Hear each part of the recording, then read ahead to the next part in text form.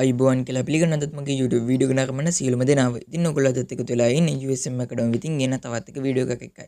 ඉතින් ඔයගලන්ට අද මම මේ වීඩියෝ එකෙන් අරන් එන්නේ ඔයගොල්ලන්ගේ ෆෝන් එක භාවිතා කරලා කොහොමද AI image එකක් generate කරගන්නේ කියලා. ඉතින් ඔයගොල්ලන්ට මේකට application එකක් install කරගන්න අවශ්‍ය වෙන්නේ නැහැ. ඔයගොල්ලන්ට ඔයගොල්ලෝ කියන්නේ භාවිත කරන browser එක පාවිච්චි කරලා ඔයගොල්ලන්ට AI image generate කරගැනීමේ හැකියාව තියෙනවා.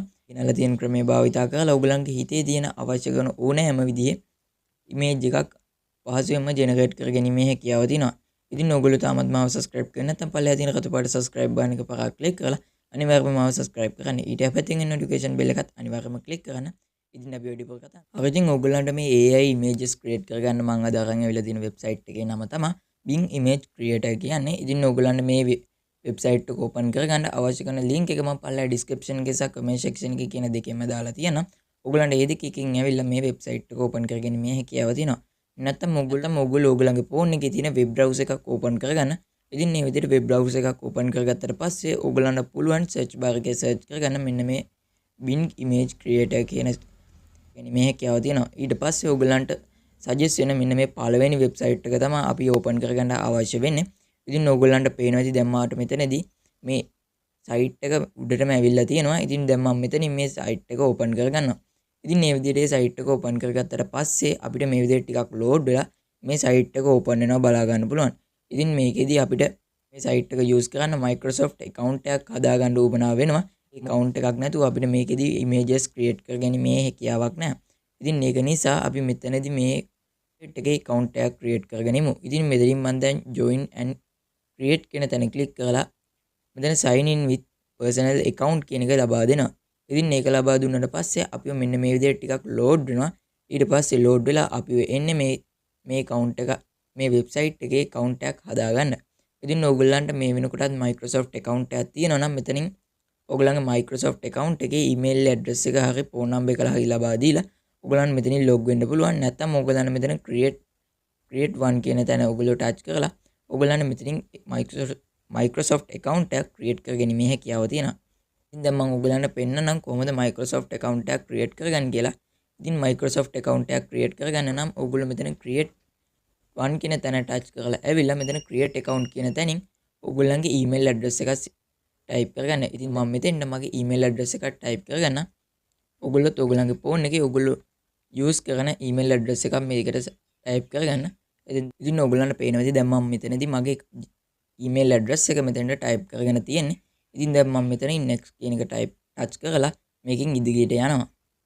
ඉතින් email address එක type කරගෙන මෙතනින් ඉහළට ආවට පස්සේ ඔයගොල්ලන්ට මෙතනින් නම type කරගන්න පුළුවන්. ඉතින් මම ඔයගොල්ලොත් මෙතන name එක සහ last name එක මෙතනින් type කරගන්න. ඉතින් මම මෙතනින් මේ විදිහට type කරගත්තා. ඉතින් මේ විදිහට type කරගත්තට පස්සේ ඔයගොල්ලෝ මෙතන next කියන එක ලබා දීලා ඔයගොල්ලෝ මේකෙන් ඉස්සරහට යන්න. ඊට පස්සේ ඔයගොල්ලෝගේ country එක නැත්නම් region එක මෙතනින් තෝරන්න එනවා. ඔයගොල්ලෝ මම මෙතනින් ශ්‍රී ලංකා කියන එක දාගෙන select කරගත්තට පස්සේ ඔයගොල්ලෝ මෙතන ඔයගොල්ලන්ගේ birthday එක type කරගන්න ඕන. ඉතින් දැන් මම මෙතනින් මේ විදිහට මගේ birthday එක select කරගත්තා. ඉතින් මේ විදිහට select කරගත්තට පස්සේ ඔයගොල්ලන්ට පුළුවන් මෙතන next කියන එකට touch කරලා මේකෙන් ඉදිරියට යන්න. ඉතින් මේ විදිහට ඒක ඉදිරියට ආවට පස්සේ ඔයගොල්ලන්ට ළඟ Gmail address එකට verification code එකක් එනවා. ඉතින් මේ verification code එක ඔයගොල්ලෝ මෙතනට type කරගන්න ඕන. ඉතින් දැන් මට ඇවිල්ලා තියෙන verification code එක මම මෙතනින් copy කරගෙන ආවා. දැන් මම මෙතෙන්ට මේක paste කරගන්නවා. ඉතින් මේ විදිහට paste කරගත්තට පස්සේ ඔයගොල්ලෝ මෙතන තියෙන tick mark එක on කරලා මෙතන next කියන එක ලබා දෙන්න.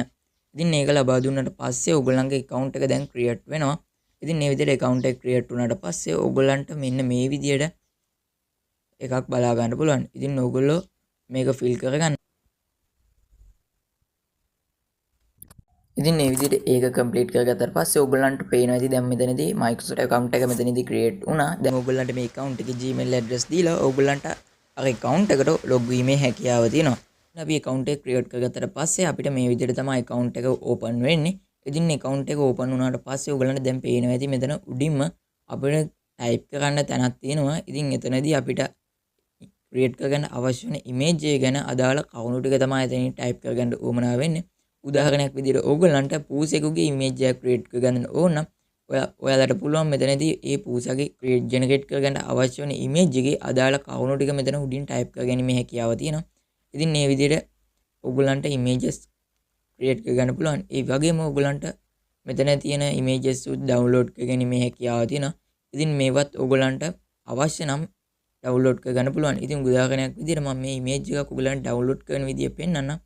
ඉතින් ඔයගලන්ට එතනදී මේ ඩවුන්ලෝඩ් කරගන්න අවශ්‍ය වෙන උඩ ටච් කරාට පස්සේ ඔයගලන්ට මේ විදිහට ඉමේජ් එක ඕපන් වෙනවා මේ විදිහට. ඉතින් මේ විදිහට ඕපන් වුණාට පස්සේ ඔයගලන්ට මේ ඉමේජ් එක හොඳට බලන්න පුළුවන්. ඒ වගේම මෙතනදී මේ ඉමේජ් එක ඔයගලන්ගේ ගැලරි එකට ඩවුන්ලෝඩ් කරගන්න උවමනයි නම් ඔයගලන්ට පේනවා ඇති මෙතන අයිනේ මෙතන ඩොට් තුනක් තියෙනවා. ඉතින් මේ ඩොට් තුන උඩ එකපාරක් ක්ලික් කරන්න උවමනා වෙනවා.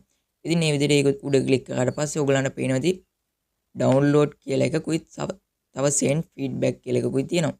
ඉතින් ඔයගලන්ට මේකෙදි මේ ඉමේජ් එක ඩවුන්ලෝඩ් කරගන්නනේ අවශ්‍ය වෙන්නේ. ඉතින් ඒක නිසා ඔයගලන්ට මෙතන ඩවුන්ලෝඩ් කියන එක ලබා දීලා ඔයගලන්ට පුළුවන් මේ ඉමේජ් එක එතනදී ඩවුන්ලෝඩ් කරගන්න. ඉතින් දැන් මෙතනදී මම ඔයගලන්ට උදාහරණ ඩවුන්ලෝඩ් කරලා පෙන්නන්නම්. ඉතින් මේ විදිහට ඩවුන්ලෝඩ් කියන එක ලබා දුන්නාට පස්සේ ඔයගලන්ට පේනවා ඇති දැන් මෙතනදී මගේ ඉමේජ් එක මේ විදිහට ඩවුන්ලෝඩ් වෙලා තියෙනවා. ඉතින් ඔයගලන්ට ක්‍රියේට් කරගන්න අවශ්‍ය වෙන දේත් මෙතනින් ටයිප් කරලා ඔයගලන්ට ජෙනරේට් කරගැනීමේ හැකියාව තියෙනවා. ඉතින් ඔයගලන්ට උදාහරණයක් විදිහට මෙතනදී දෙයක් ටයිප් කරලා පෙන්නන්නම්. ඉතින් මේ ඔයගලන්ට පේනවා ඇති විදිහට ඔයගොල්ලෝ ටයිප් කරාට පස්සේ ඔයගලන්ට මේ විදිහට ඉමේජස් ජෙනරේට් වෙනවා බලා ගන්න පුළුවන්. ඉතින් ඒ වගේම ඔයගලන්ට මෙතනදී මේ account එක ක්‍රියේට් කරද්දී මේ points 15ක් බලා ගන්න පුළුවන්. ඉතින් ඔයගොල්ලෝ මේ account එකෙන් ඉමේජස් ජෙනරේට් කරගන්න මේ points අඩු වෙනවා.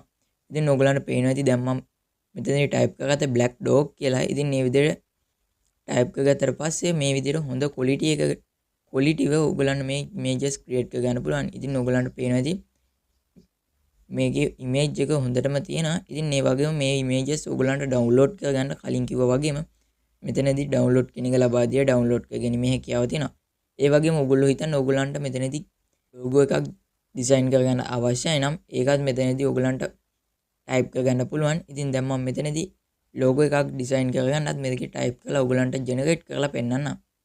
ඔයගලන්ට පේනවා ඇති දැන් මම මෙතන මේ විදිහට ටයිප් කරගෙන තියෙන්නේ. ඉතින් මම මෙතනදී මේ ක්‍රියේට් කියන එක ලබා දීලා දැන් මේ ඉමේජ් එක ජෙනරේට් වෙන්න දානවා. ඉතින් මේ විදිහට දැම්මම පස්සේ ඔයගලන්ට පේනවා ඇති දැන් මගේ ඉමේජ් එක ජෙනරේට් වෙන ගමන් තමයි තියෙන්නේ. ඉතින් ඔයගලන්ට පේනවා ඇති දැන් මගේ මෙතන පොයින්ට්ස් 13ක් තිබ්බා. ඉතින් මේක දැන් අඩු වෙලා දැන් තියෙන්නේ 12යි. ඉතින් මේ වගේ ඔයගලන්ට ජෙනරේට් කරගන්න එක පාරකට ඔයගලන්ට එක ගානේ මේකෙදි පොයින්ට්ස් අඩු වෙනවා.